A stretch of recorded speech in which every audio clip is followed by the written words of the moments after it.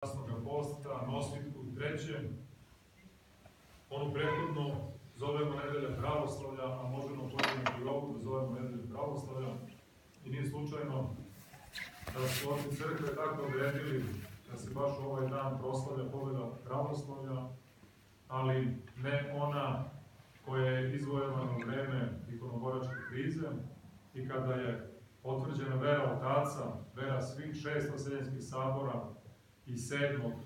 koji je potvrdio poštovanje svetih i častnih ikona, Gospoda Hrista, Majke, Božije, Anđele, svetih ikona, nego praznujemo pobedu pravoslavlja koja se desila u 14. veku, a vezana je za velikog oca crkve, Grigorija Palamo, arhijepiskopa Solunskog, koji je plemenitog porekla iz Carigrada, ali kao mlad je rešio da se zamonaši i bio je monah u nekoliko manastira na Svetoj Gori, u Vatopedi, u Velikoj Lavi, u raznim isposnicama, zato što je težio isiki na grčkom, odnosno molitvenom tihovanju. Težio je da se sjedini sa Bogom i vapijao je Bogu, Gospode, prosvetli tamu moju. I zato je on teolog svetlosti, pored svetog apostola i evanđelista Jovana, koji mu se javio u viđenju i pitao ga je zašto ti stalno tako vapiješ, Gospode, prosvetli tamu moju. I smireni Grigorije, tada monah, odgovara mu šta mogu ja drugo da vapijem osim toga. I tada mu sveti Jovan Bogoslov govori da će njegov blagoslov uvijek biti sa njim, da će ga pratiti u svoje dane života njegovog. I zaista, sveti evanđelist svetlosti je pratio ovoga velikog teologa svetlosti, borca za pravoslavlje kroz sve dane života njegovog. I čudesan je život svetoga Grigorija, koji je kasnije postao arhijepiskop Solunski, koji je bio ispovednik i zatočnik i mučenik i rob, prodat, uhvaćen od Agarjana pa prodat u ropstvo, ali je to iskoristio da propovede evanđelje. Ali ono po čemu ga mi pamtimo jeste ta dubina misli koja je otkrivena, koja ga je svrstala u red velikih otaca crkve, kakvi su sveti Vasilij Veliki, Grigorije Bogoslov, Jovan Zlatosti, Grigorije Niski, Kirilo Aleksandrijski i drugi. I zato primer i molitva svetog Grigorija svetlo sija do danas. A zapravo u čemu se radilo u to vreme? Kako znate, neprijatelj ratuje protiv pravoslavlja, ratuje protiv slobode, koja je u Hristu, koja je u crkvi njegovoj i teži da nas porobi.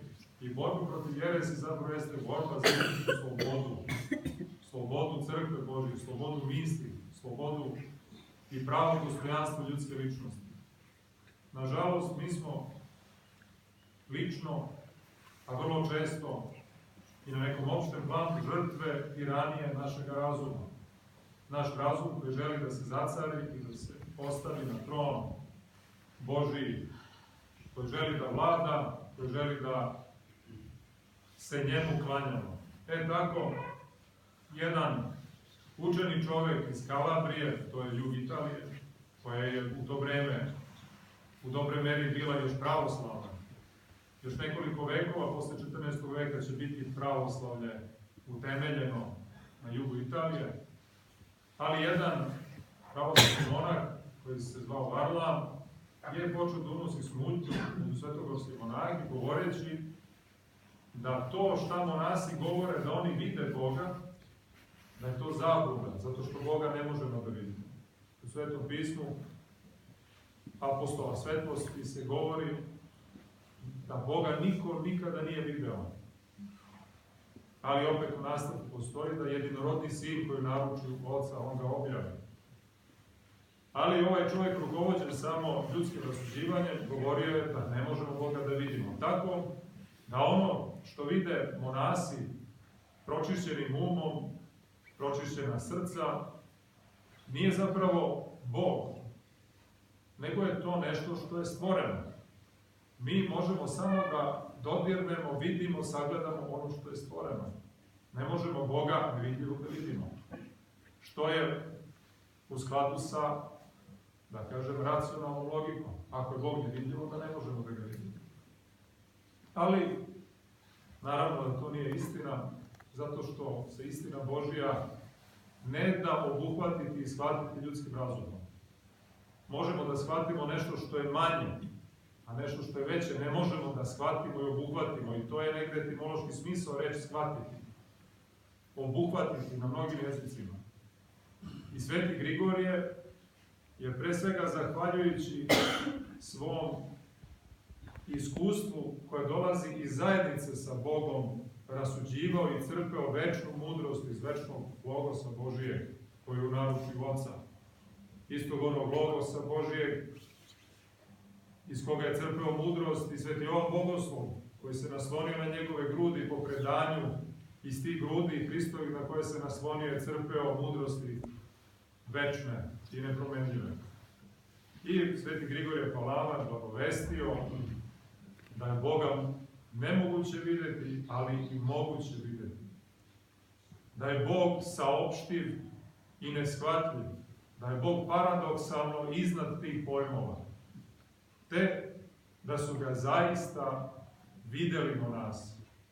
Videli su ga monasi i to do današnjih dana, jer u današnje vreme ima ljudi koji sagledavaju nestvorenu svetlost Božiju. Istu onu svetlost Božiju koja se njivala drevni šator od sastanka, u koji ulazio Mojsije da razgovara sa Bogom kao sa svojim prijateljem, a kad bi izišao odatle, narod nije mogao da gleda u lice njegovo od slave, koje je izlazilo iz njegovog lika. To je ta blagodat koja je sijala iz lika Svetog Serafima Sarovskog. To je ta blagodat koju viđaju danas mnogi sveti ljudi, ne samo monasi. I Sveti Grigorije govori da su zapravo to dejstva, božanske energije Boga, njegovu suštinu ne možemo da vidimo i da sagledamo, ali njegovo predvečno dejstvo kojim on miluje i drži ovaj svet, to je kanal preko koga mi bivamo u zajednici sa Bogom. I Sveti Serafim Sarovski govori da je smisao čovekovog života sticanje blagodati Božije. Sagledavanja te blagodati Božije koja izlazi, koja isijava iz samoga Boga. Sveti Grigorije je svoje učenje pre svega zasnimao na jednom evanđelskom događaju, a to je preobraženje Gospoda Hrista na gori Tabor, koje je negde jedan od centralnih događaja, ako ne i centralnim,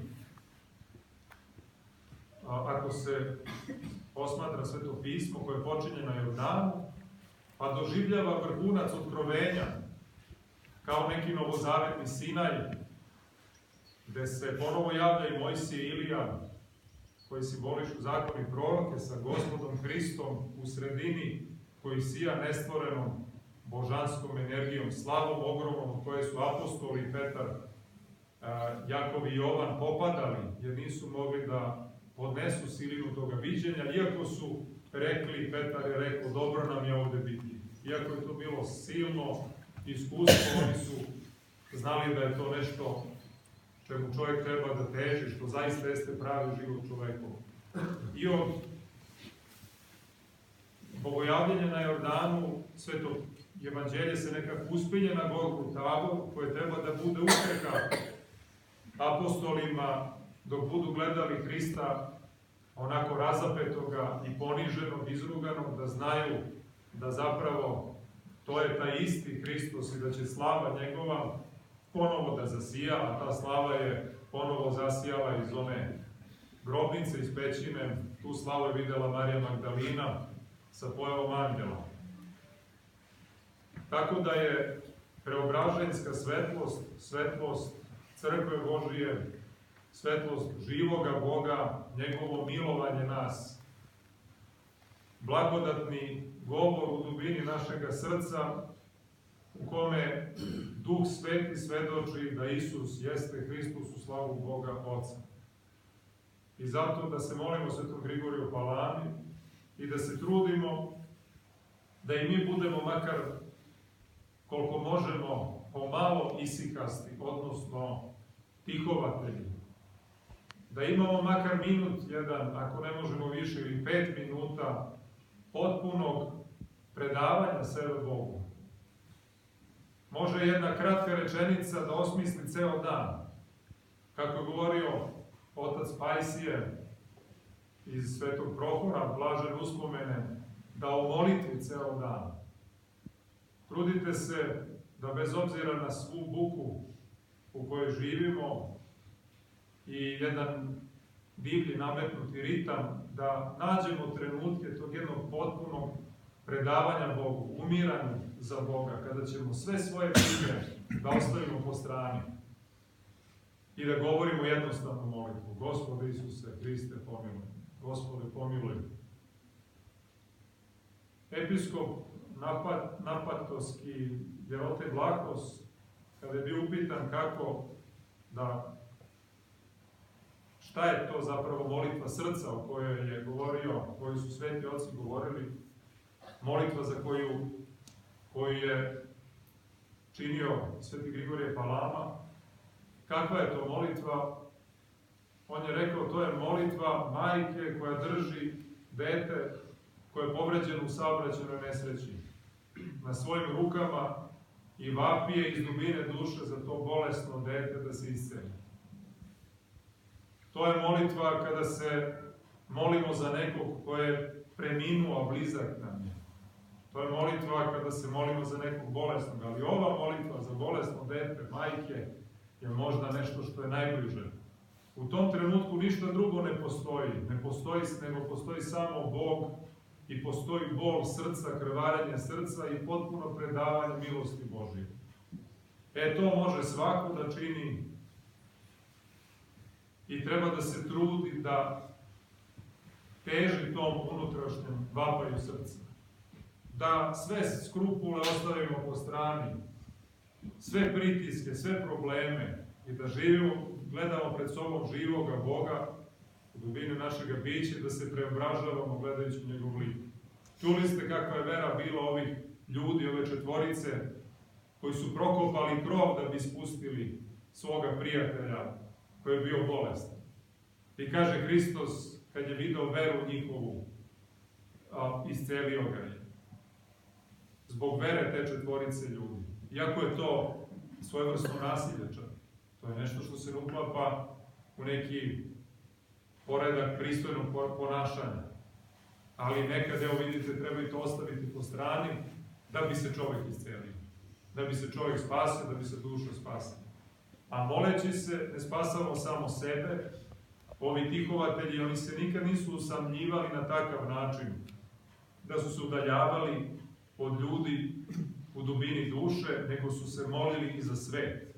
Pravi molitvenici se mole za sam svet i oni su na tajanstven način neprekidno u vezi sa svetom. Čak se Grigoriju Palami, koji je imao nebrojena viđenja i ekstaze i doživljaje duhovnog sveta, rečeno jednom da ipak treba, sveti Antonije Veliki mu se javio kada je on bio u svojoj keliji za vreme bdenija, za vreme praznika, baš svetog Antonija Velikog, monasi su pojeli bdenije, a Grigorije Palama se molio sam. Onda mu se javio prepodobni Antonije, rekao mu je da treba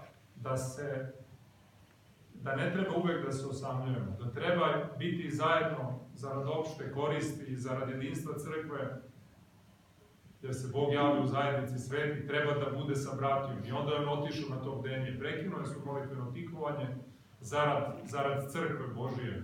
Jer zarad crkve Božije koja je istinito telo i krv Hristova, odnosno zajednica, ljudi sa Bogom jeste i sve.